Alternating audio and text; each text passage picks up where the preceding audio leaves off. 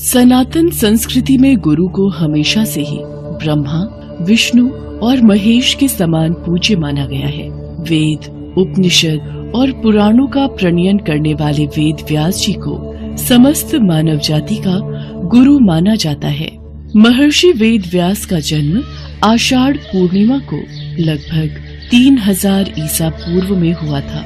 उनके सम्मान में ही हर वर्ष आषाढ़ शुक्ल पूर्णिमा को गुरु पूर्णिमा का पर्व मनाया जाता है। कहा जाता है कि इसी दिन व्यास जी ने शिष्यों एवं मुनियों को सर्वप्रथम श्री भागवत पुराण का ज्ञान दिया था। अतः ये शुभ दिन व्यास पूर्णिमा के नाम से जाना जाता है। पौराणिक कथाओं के अनुसार हस्तिनापुर में गंगभट्ट नाम का एक मल्लाह रहता था। एक दिन उसे बड़ी भारी मछली नदी से मिली। वो उसे घर ले आया, पर जैसे ही उसने मछली को काटा वो हैरान रह गया। हे भगवान, ये कन्या, इस मछली में ये कैसा चमत्कार है? हमारी कोई संतान नहीं थी, ईश्वर ने इस कन्या के रूप में हमें संतान दे दी। आज से इसे हम सत्यवती कहकर बुलाएंगे। उस दिन से उस कन्या का नाम सत्यवती पड़ गया। पर मछली के पेट से जन्म लेने के कारण सत्यवती के शरीर से मछली की दुर्गंध निकलती रहती थी, जिस कारण वो बहुत दुखी रहती थी। इसी कारण सत्यवती को मत्स्य गंधा नाम से भी जाना जाता है। अरे सत्यवती, तेरे पास से तो मछली जैसी दुर्गंध आती है। सचमुच तेरे पास तो कोई 2 पल खड़ा भी नहीं हो सकता। सत्यवती इस अपमान को हमेशा सहती रहती। धीरे धीरे समय बीता। सत्यवती बड़ी हुई। अब वो भी अपने पिता के साथ नदी पर नाव चलाने जाने लगी। एक दिन, सत्यवती बेटिया, तू यही नाव के पास बैठ। मैं किसी जरूरी काम से जा रहा हूँ। अगर कोई आए तो तू नदी पार करवा आना। आप चिंता मत करो बापू, आप जाओ, मैं यहाँ बैठी हूँ। गंगभट्ट काम से चला जाता है। इसी बीच वहाँ पराशर नाम के ऋषि आए और सत्यवती से बोले, मुझे नदी पार जाना है। क्या तुम अपनी नाव में मुझे बिठाकर नदी पार उतार दोगी? जी आइए ऋषिवर। ऋषि पराशर सत्यवती के साथ नाव में बैठ गए और सत्यवती से बात करने लगे। वो सत्यवती के सौंदर्य पर मोहित हो गए। उन्होंने सत्यवती से गुप्त विवाह की कामना की।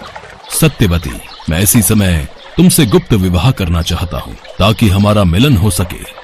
ऋषिवर, आप मुझसे सर्वोच्च हैं। मैं आपके लायक नहीं और मेरे शरीर से मछली की दुर्गंध आती है। इस दोष को देखते हुए भी आप मुझसे विवाह की इच्छा कैसे कर सकते हैं? और मेरे इस गुप्त विवाह के बारे में किसी को ज्ञात हुआ तो मेरा कितना अपमान होगा। और अभी मेरे पिता लौट कर आते ही होंगे। उन्होंने मुझे आपके साथ देख लिया तो ये अनैतिक होगा।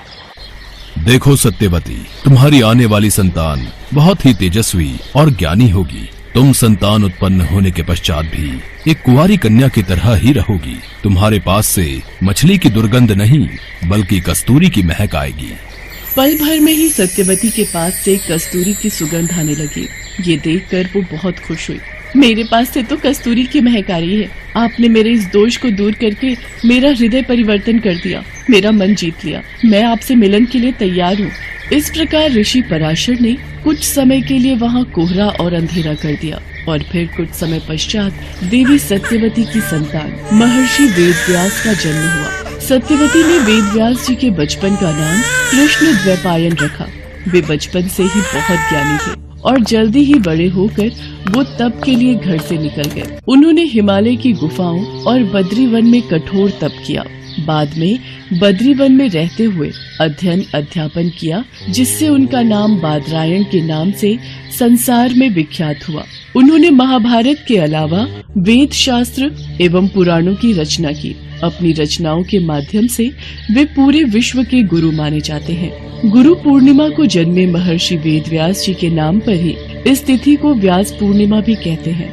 महर्षि वेदव्यास ने वेदों को अलग अलग खंडों में बांटकर उनका नाम ऋग्वेद, यजुर्वेद, सामवेद और अथर्ववेद रखा। वेदों का इस प्रकार विभाजन करने के कारण ही वो वेदव्यास के नाम से प्रसिद्ध हुए।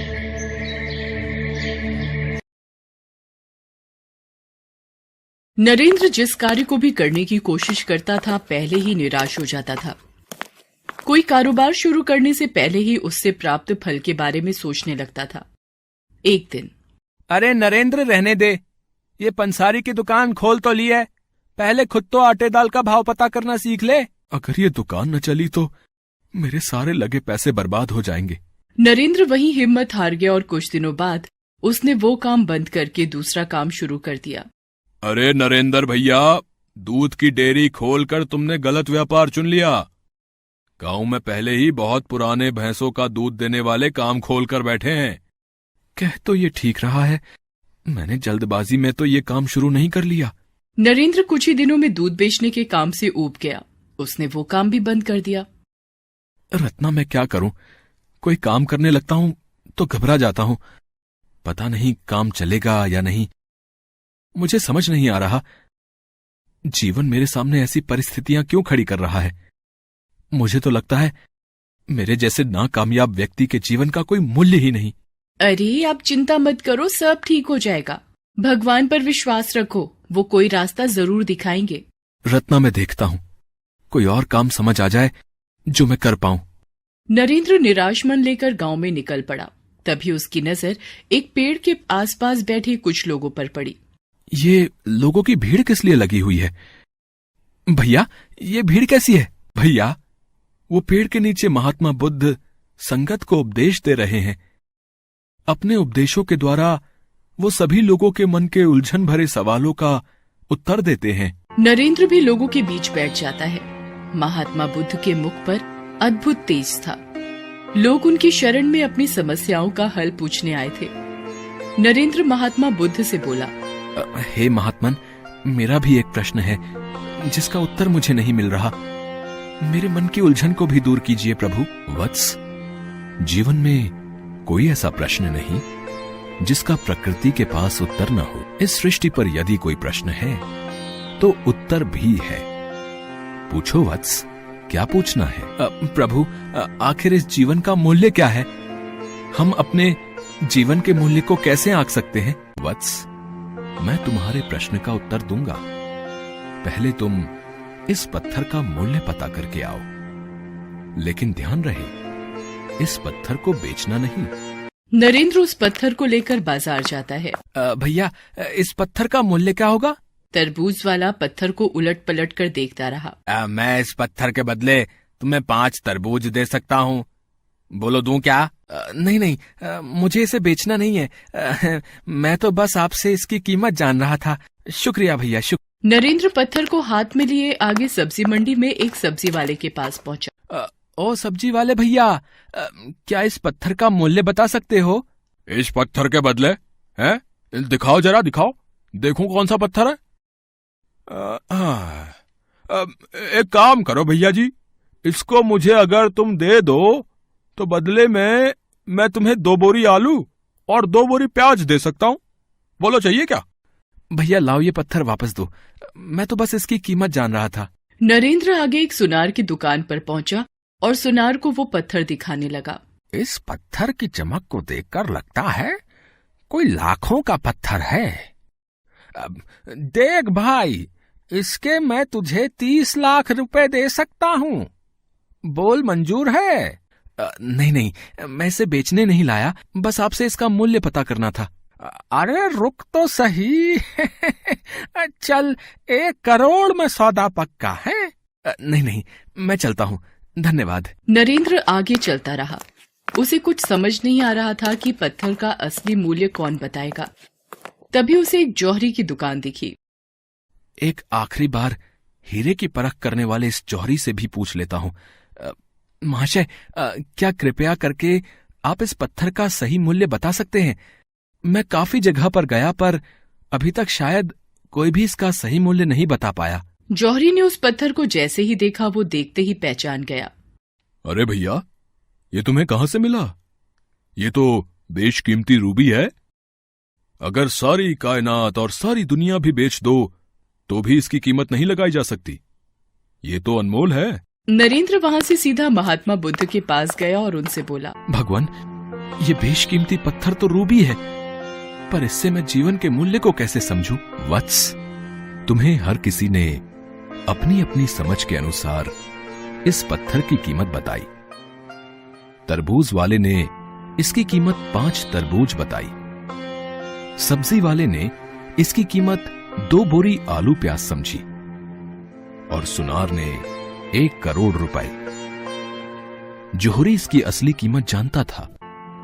उसने इसे पहचान लिया। इसी तरह जीवन का भी मूल्य है।